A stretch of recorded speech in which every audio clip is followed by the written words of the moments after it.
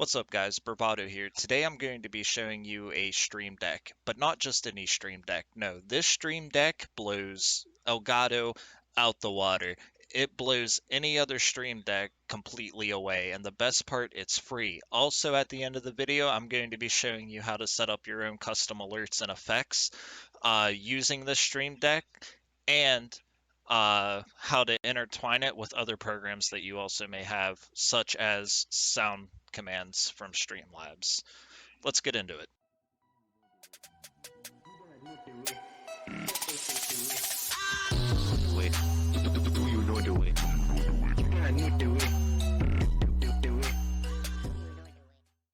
Alright, so the first thing you're going to need for this Stream Deck is the Stream Deck itself, and that's right, we're talking about Lioranboard. I'm sure that most of you have heard of this, and I'm sure that a lot of you haven't. I've heard of it from my dude Nutty, and I owe a bunch of credit that's going to be happening in this video to him. So what you want to do is go to the obsproject.com, or just Google Lioranboard Stream Deck Animator. Click download, click download, and then you want to download the first link you got here. So after your download is finished and you have installed it, what you're gonna do is find your folder. You're going to extract all, and then open up the extracted folder. The first thing you want to do is go into your I'll slide it over here so there's not many of me. You want to go over into your OBS and add a browser source. We already did there. And when we open the browser source, this is what it actually is. This is the transmitter, the TSL transmitter. You want to double click that to open up the web page, and then copy this link at the top and paste it into the browser source. The width and height, it does not matter. I just set it to my output as I normally would, just for the fact of, well, because I'm used to it. And I mean, I do it with everything, so it's just a habit. And then you want to check mark the refresh browser source. Once you have that, drag it all the way to the bottom of your sources tab, so it hides behind the rest of your screen and people won't know your secrets. Alright, after you've added it to your sources, what you're going to do is you can actually put this deck on your Android device and on your PC. I don't use the Android device. I never set it up on the Android phone or anything, so I'm not sure. That might have to go to another person. But we're going to mess with this, the PC. So we're going to double click and open up this receiver, and then right here you see the Lioranboard receiver application. You're just going to go ahead, and that's how you launch it. Okay, now that you've opened up OBS and you got everything settled in, you're going to look at this Windows 95 type template, but don't let looks fool you. If Darman taught us anything, its looks can be deceiving. So this thing is an absolute monster. So what you're going to need next is a plugin called OBS WebSockets, and you can get that from the OBS website, WebSockets. Go to download.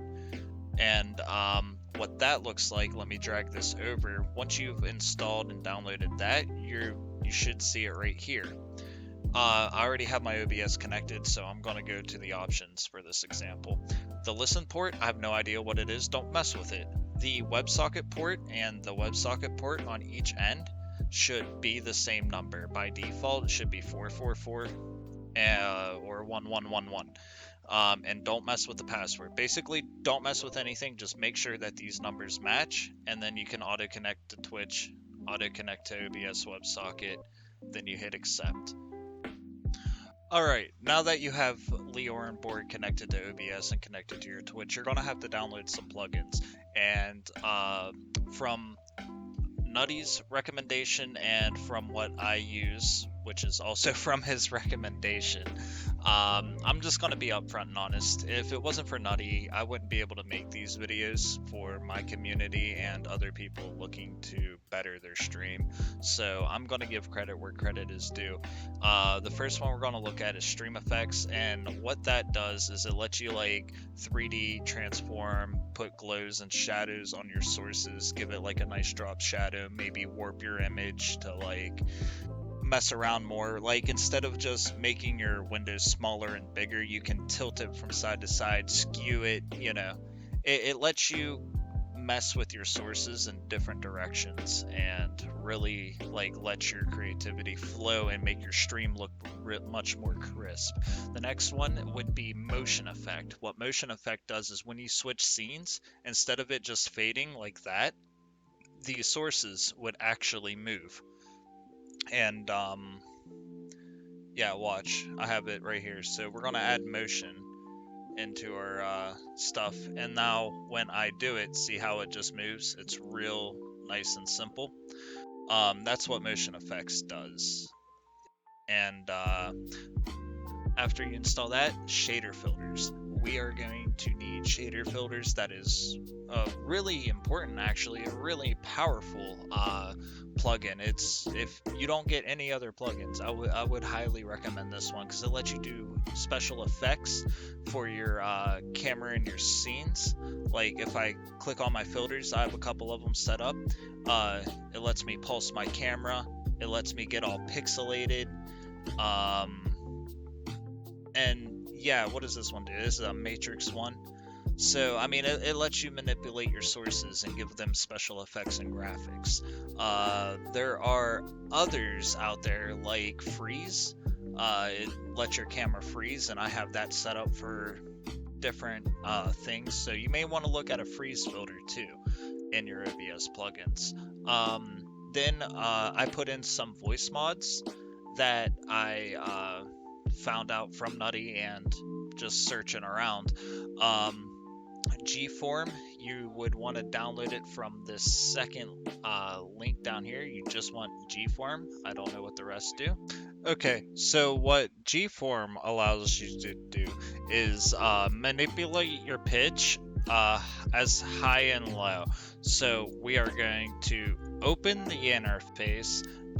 This is your pitch. It lets you sound really high, like hello, or it can let you sound really low, like a demon or a robot. So, let me set this back the way it was. Yeah, so the pitch obviously makes your voice sound higher or lower. And what the format does, what I believe it does, is like, you know how when you look at a sound wave, it goes up and down real crazy? I think that like stretches it out and then brings it back. Like S cuts and L cuts. So it's one big S cut, and like I said, it just stretches it out, brings it back, and it helps manipulate your pitch. The second one we are going to look at is Valhalla Supermassive, and you would download the Windows or the Mac version, depending on what you're using. What that's going to do is it allow us to use our echo. So let's pull up this interface. So you're gonna see all these dodge and dials. I tried to play with them, couldn't figure it out what it does. And so what I like to do is go into the reverb, small, and then use brass. And when that's turned on, we echo. And because these are actual plugins, they can be stacked. So we can do the echo with our high voice or our low voice, where we sound like God. And yeah, it's really loud, but you get the point. The next, we are going to look at Reaper plugins. Now, Reaper plugins are really confusing. So when I downloaded it, it told me to like pick out of this huge list of which ones I wanted to install, and from Nutty's recommendation, it was ring modulator. So when we open this interface, we get the ring modulator. I have no idea about any of this. I tried to play it around and I broke it because I don't know what I'm doing, so I had to make it go back to default. And when we turn it on, it makes us sound like a robot or a Daft Punk song, and I think it's really cool. So with this And this, we could sound like a robot god.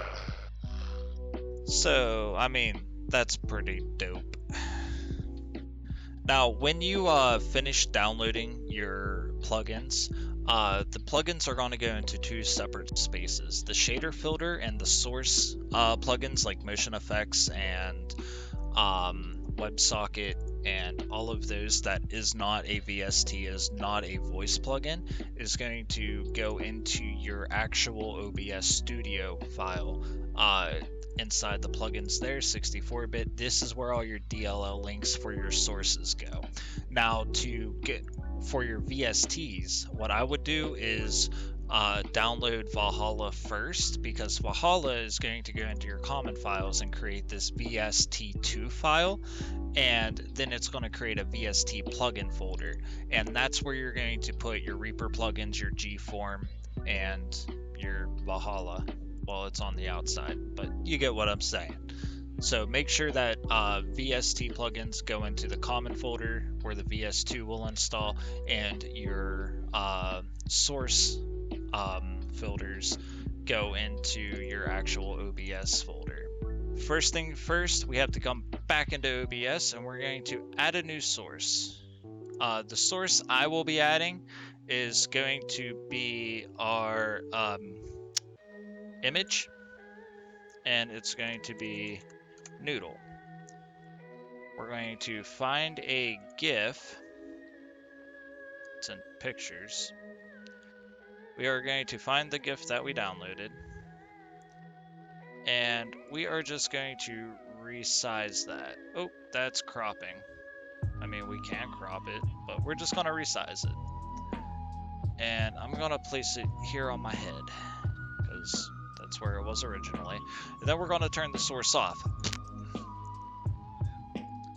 After we add that, we're going to add another image. And that is going to be Noodle PNG, just so we can tell them apart. That is in our downloads. Now, I made this PNG file off of Canva, and I may cover that in another video. But if you want to check out Canva, it's free. Basically, it gives you different fonts and different stuff like that, right? Completely for free, you can make PNG files. Now, our PNG file is not see-through, right? So we're going to right-click and we're going to put a filter on this because it has a background. We're just going to put a chroma key on it, and we're going to turn the similarity down, right? Just enough for the button, just for enough for the words to look like they're glowing. Then we're going to close that. Now we have a transparent image that we put with our noodles. So let's turn all those off. The next thing we're going to do is add the media source. Now I know that we did this in Stream Elements, and I'm gonna set these up two ways because I have them as a channel point redemption, and I want to show you guys how you can integrate Streamlabs sound commands into this. So we're going to do it both ways, but ultimately it's going to be a channel point for me. And we're going to call this hamster because we're using the hamster song. Don't ask why, it's just how it is. So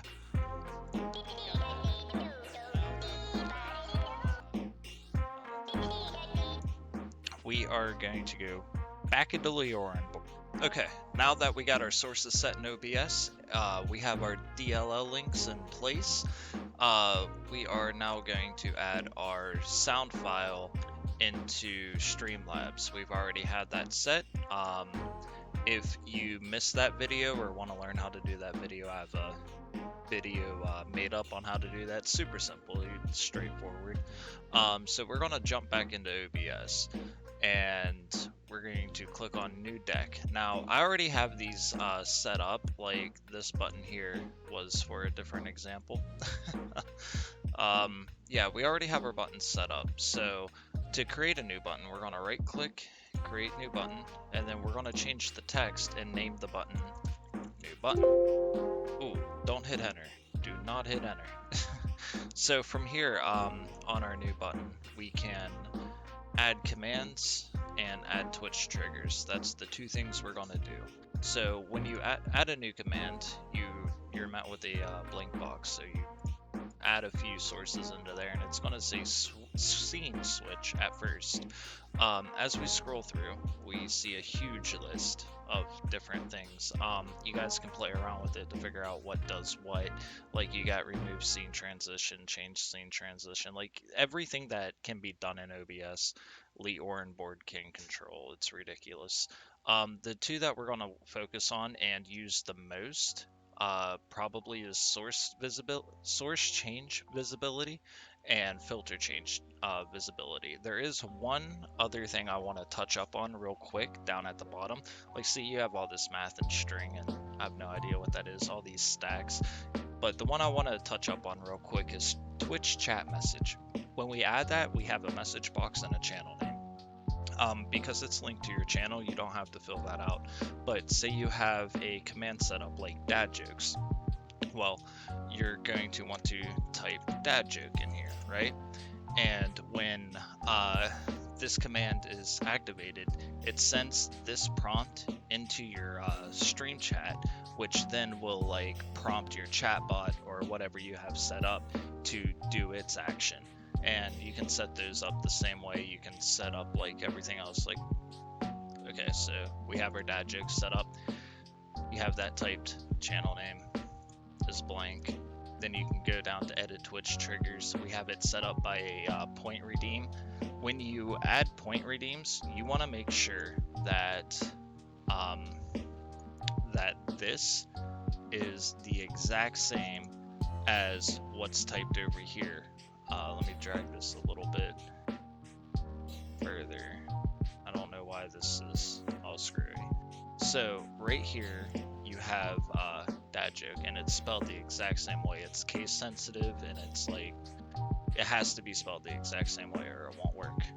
And that's the same with anything else that you set up that is point redeemable, like this one, Praise Noodles. So what we're gonna do is, because most of you probably aren't affiliate or have channel points, or maybe you do and that's how that's done. But I'm gonna guess that you guys are looking to step up your game. So when we go into this, we're going to edit this Twitch trigger as a chat. When we click on this box, we get a little box here, right? It has bits, subs, gifted sub, point redeems with a message, host, raid, and chat message. I don't know what extension trigger is. Maybe one of you do and can help me out. So we selected chat message, and that's what popped up here. It's case sensitive.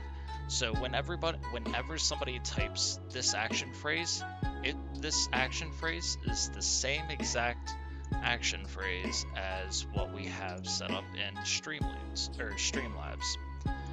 So you want to make sure those are the same, because when somebody types that, or when your mod or however you have it set up types that, it's going to trigger this as well as simultaneously trigger that. And that's kind of like how our dad jokes are set up. You can set it to whoever has your first sub badge can only do it. So like those special people who supported you from the beginning have a special thing. Any subs, then you got the broadcaster, the mod, and the VIP. I just put it on case sensitive, that way everybody can use it, right? So you're gonna click done. Then when we go into edit commands, we are met with the screen from earlier. Now we changed our scene to sources, so we're using sources and we're using filters, and source change visibility, filter change visibility. Under source change visibility, you'll be met with this little log here. You have your scene name, your item, and your visible. So scene name is simple. You have your game scene, your face, intermission, however you have your scene set up, right? And then you have the source that's within the scene. So the scenes hold the sources, and the sources manipulate the scenes. Then you have your visibility, which is true. And then down here you have the same thing, but it's false. So true means on, false means off. That's why we have 4 of them, because we need them to turn on and then we need them to cut off after so many milliseconds. We have it set up for 20,000 milliseconds, which is 20 seconds. 2,000 milliseconds would be 2 seconds. And now down here under filter change visibility, we have a source name, and that's going to influence our mic and whatever filter runs on that mic. So we have our echo sound up from Valhalla, and we have our G-form set up as the deep voice. So it's applying a echo and it's applying a low pitch. And then we have them also set turning off after 20. So after you figure all that out, well, I mean, not really figure it out, but once you have all that set up, you're going to click done. And then before you test anything or before you do anything, make sure to click done again. Double check your work, make sure everything matches up precisely as spelled. And yeah, that's pretty much it. It's pretty super simple. So when we type our voice, let me turn on this so I can monitor it, so I don't look like a dummy and it not work. And we are going to type, and it should all...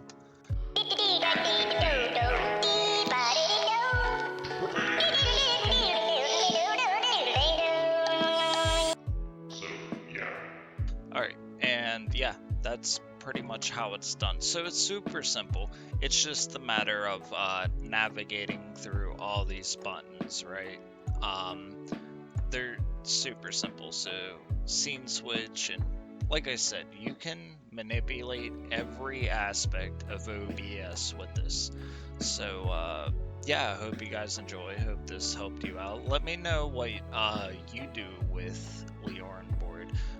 Whether you got plans or whether you already knew about it, I would love to hear it. And yeah, thanks.